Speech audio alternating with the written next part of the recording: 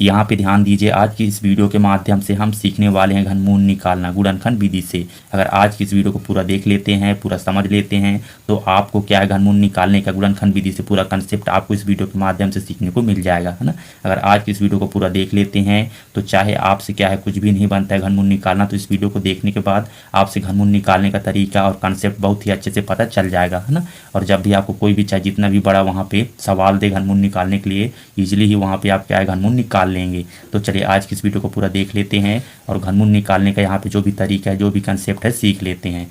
तो चलिए आज की इस वीडियो के माध्यम से आपको घनमूल निकालना सिखा ही देते हैं। और ध्यान दीजिए, वीडियो के लास्ट में हम आपको सवाल भी देंगे, आपको प्रैक्टिस करने के लिए, सवाल सोल्व करने के लिए, है ना। तो चलिए यहाँ पे पहले सवाल को सोल्व करते हैं और सीखते हैं। तो यहाँ पे हमारा ध्यान दीजिए, यहाँ पे हमारा पहला सवाल है 64 का, हम यहाँ पे घनमूल निकालेंगे, है ना। तो 64 का घनमूल कैसे निकालें, तो यहाँ पे आपको ध्यान देना है, जब भी आपको घनमूल निकालने के लिए दिया जाएगा तो आपको दो तरह की संख्या को याद रखना है, जैसे कि सम संख्या और विषम संख्या, है ना। अगर ये दो संख्या आपको पता है तो आपसे क्या है घनमूल निकालना बहुत ही अच्छे से बन जाएगा, जो भी हम आगे कंसेप्ट बताएंगे, है ना, उसके माध्यम से। तो सम संख्या आपका हो जाएगा 0, अगर इकाई में रहेगा तो आपको पहचानना है 0, यहाँ पे 2, 4, 6, 8, इस प्रकार से डैश बढ़ता चलेगा, है ना। आपको जनरली इतना ही याद रखना है। उसके बाद विषम संख्या 1, 3, यहाँ पे 5, यहाँ पे आपको 7 और 9, इतने संख्याओं को आपको याद रखना है, इतने अंकों को, है ना।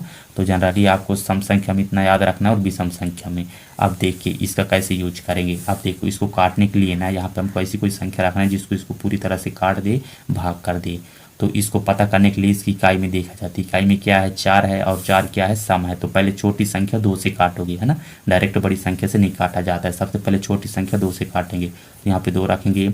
अब 2 के पहाड़ में यहाँ पे 6 कितने बार में आएगा, है ना। तो देखिए पढ़ते हैं, यहाँ पे 2 त्याई 6, 3 बार में आएगा, है ना। अब यहाँ पे देखो 4 है, तो 2 के पहाड़ में 4, 2 दूने 4, 2 बार में आता है, देखिए कट गया। फिर यहाँ पे ध्यान देना, हर बार काटना, हर बार उसकी इकाई में देखना है। 2 है जो कि सम है तो 2 से ही काटेगा, 2 एक कम 2 एक कट जाएगा, 1 निकल के इसमें जाएगा, तो यहाँ पे 2 छिक्का 12, 1 कट जाएगा, है ना। फिर यहाँ पे देखो 2 एक कम 2 एक कटा, 2 निकला तो 1 बचा जो कि इसमें जाएगा, तो 12 हो जाएगा, तो 2 छिक्का 12, 1 कट गया। फिर यहाँ पे देखो 6 है सम है तो फिर 2 से काटो, 2 8 16, 1 कट जाएगा। फिर यहाँ पे 8 सम है, फिर 2 से काटोगे, मतलब कि जब सम रहेगा ना इकाई में तो सम से ही काटते चलना है ना, हमको डायरेक्ट किसी अन्य नंबर से नहीं काटना है। तो यहाँ पे हो जाएगा तो चक्कू 8 कट गया, फिर 2 से काट दो, 2 ने 4, 1 कट गया, 2 एक कम 2, 1 कट गया। तो यहाँ पे हम देखते हैं कि 64 को यहाँ पे जो भी संख्या काटे हैं, जो भी अंक काटे हैं, इनको क्या करोगे इस प्रकार से ऐसे रूट लगाना और यहाँ पे घात में 3 रखना, क्योंकि हम यहाँ पे घनमूल निकाल रहे हैं, ना। यहाँ पे जो संख्या काटे अंदर रख लेंगे, 2 गुणे 2 गुणे 2 गुणे 2 गुणे 2, है ना। कितने बार है 1 2 3 4 5 6, हो जाएगा 6।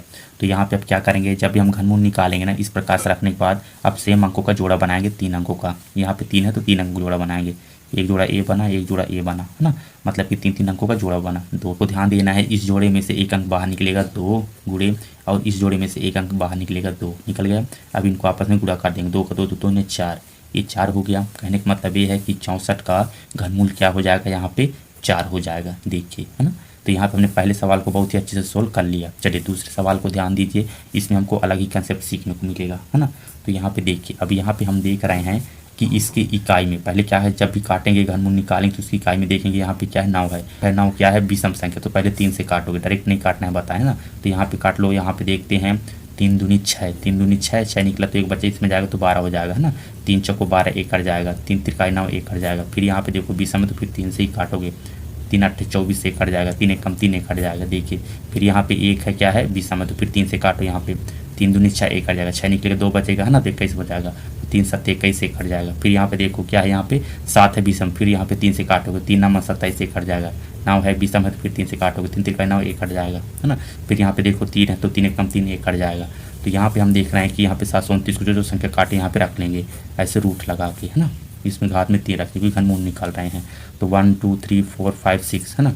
तो 3 गुणे 3 गुणे 3 गुणे 3 गुणे 3 गुणे 3। तो यहाँ पे देखते हैं, यहाँ पे 6 तो 3 हमने यहाँ पे लिख लिया गुणे कर करके, है ना। अब अंदर 3 अंकों का जोड़ा बनाना है, एक जोड़ा ये बना, एक जोड़ा ये बना।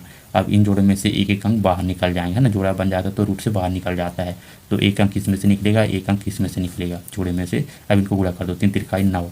अब यहाँ पे 729 का वर्गमूल क्या हो जाएगा, यहाँ पे 9 हो जाएगा, देखिए बहुत ही आसान है। अब आपको ध्यान देना है, अगर आपको चेक करना है कि जो हमने किया है वो सही है कि गलत है ना, तो आपको चेक करना है इसका राइट आंसर ना कि हमने जो सही किया है कि गलत। तो क्या है, इसी को आपको क्या है आपस में गुणा कर लें। जैसे यहाँ पे 4 है तो 4 को आपको 3 बार गुणा करना है ना, 4 गुणे 4 तो 4 चौको 16, 16 चौको 64।